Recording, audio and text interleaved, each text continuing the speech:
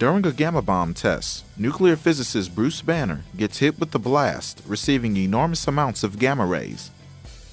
In times of stress and anger, he transforms into the super strong and vulnerable humanoid, the Incredible Hulk. What are gamma rays? So gamma radiation, gammas are rays. They have no mass like a particle does. In order to interact with the body, it literally has to hit the nucleus of an atom straight on, because at the subatomic level we're pretty much a lot of space in there. So they literally go through, they don't hit the nucleus of atom and go on the way. But with the Incredible Hulk, again, even with a large dose of gamma, you're not going to see a sudden change of any kind. And at the genetic level, it again is most likely going to be cancer if it's a fairly high dose in the years to decades out. A gamma wave won't hurt you unless it does an ionization and changes a chemical makeup somewhere. An exposure is the amount of gamma ray that comes at you.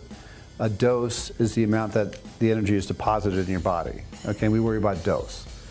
So our experience is either you get radiation sickness and die because it's so much your body can't take care of it, or your body will take care of it and repair from it and completely recover.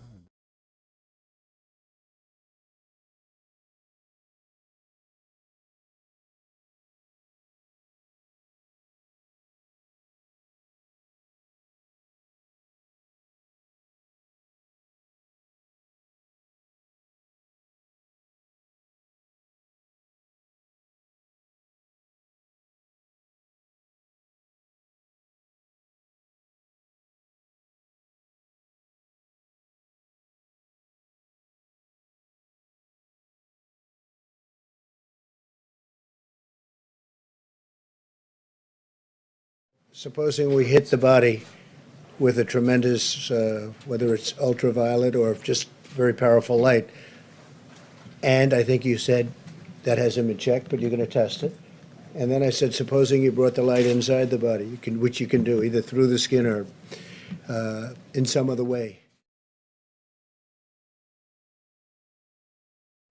We kick it old school. We know from the comics that the Fantastic Four got their powers the same way the Hulk, Daredevil, and Spider-Man did.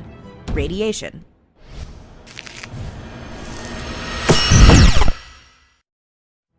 More comics in a second, but first a word on radiation, starting with the word itself. Radiation gets kind of a bad rap, but radiation is just energy that comes from a source and travels through space. Light, sound, and heat are all forms of radiation. For the most part, these kinds are harmless, but yes, all of them are bad in large quantities. They can make you blind, deaf, or on fire. But that's not the kind of radiation that gives our superheroes power. To get superpowers, you need way more energy than sound, visible light, or heat can provide. So what would it take?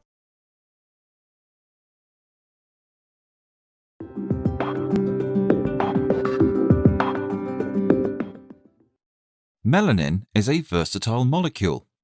Not only is it responsible for giving us our UV-blocking complexion, at the cellular level, it gobbles up harmful radicals that lead to diseases such as cancer and Parkinson's.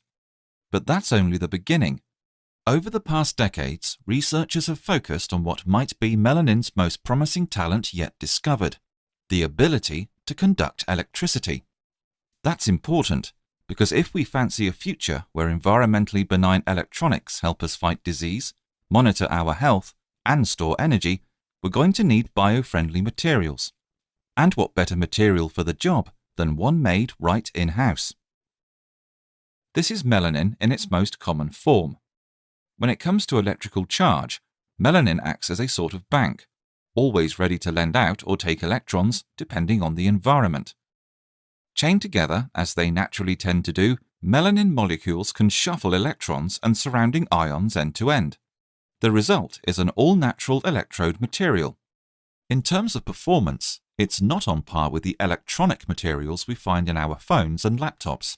But because melanin is 100% compatible with our body's makeup, it's a much safer starting material for building electronic devices, both for us and the environment. Researchers have shown that melanin can act as a switch when sandwiched between metal electrodes, turning on and off under different applied voltages. It seems like a simple trick, but that switching behavior is critical to the operation of any computing device. Polydopamine, a synthetic melanin analog, has been used to extract harmful metal ions from water, and polydopamine-coated nanoparticles have been shown to boost the sensitivity of tests designed to seek out diseases like HIV, Zika, and cancer. Researchers are still learning how melanin behaves when surrounded by the machinery that makes useful electronics work, but continued efforts from chemists, physicists, and materials scientists are likely to result in exciting new applications for this highly versatile molecule.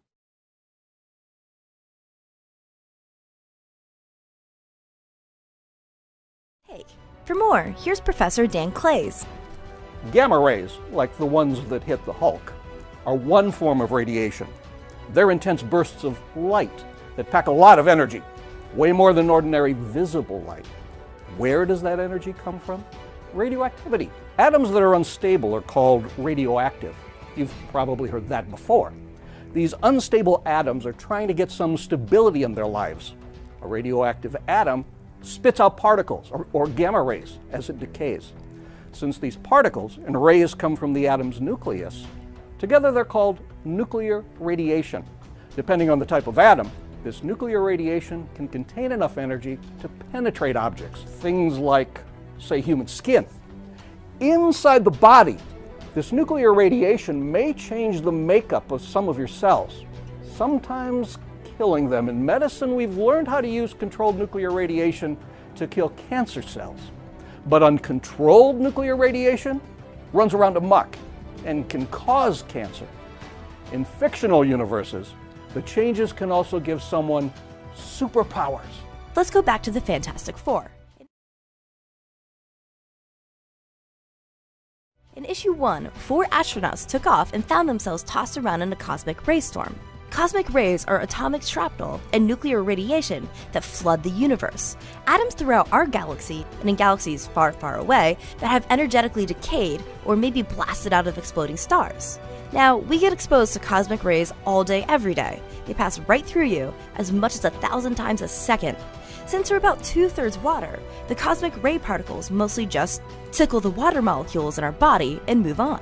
But the dose the Fantastic Four received was much higher than we receive on Earth's surface. In the Van Allen radiation belt that surrounds the Earth well above our atmosphere, rays can be stupid high. Instead of 1,000 times a second, the four were probably hit around 15 million times a second.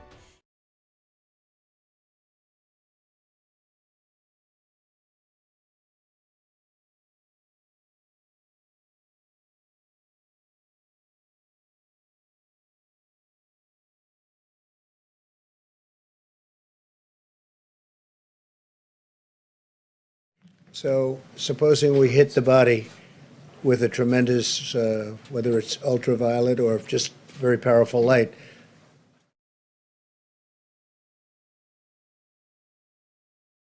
Storm can do a lot of damage. When they crash land, boom, they've got superpowers. That's where the comic book magic comes in. We've got about 75 trillion cells in our body. Even if the four were hit with the same number of cosmic rays as cells in the body, it doesn't guarantee each cell was hit with one cosmic ray. Some will be missed entirely, while neighboring cells might be hit twice or even more. Imagine the Human Torch flaming on for the first time with only 63% of his cells transformed. Ouch! The odds of cosmic rays transmuting all 75 trillion of each of the Fantastic Four cells in the same superhuman way and giving them each a different ability, fire, stretchiness, rock, and invisibility, it's pretty out there. But hey, that's why we love superheroes. They do stuff we just can't do.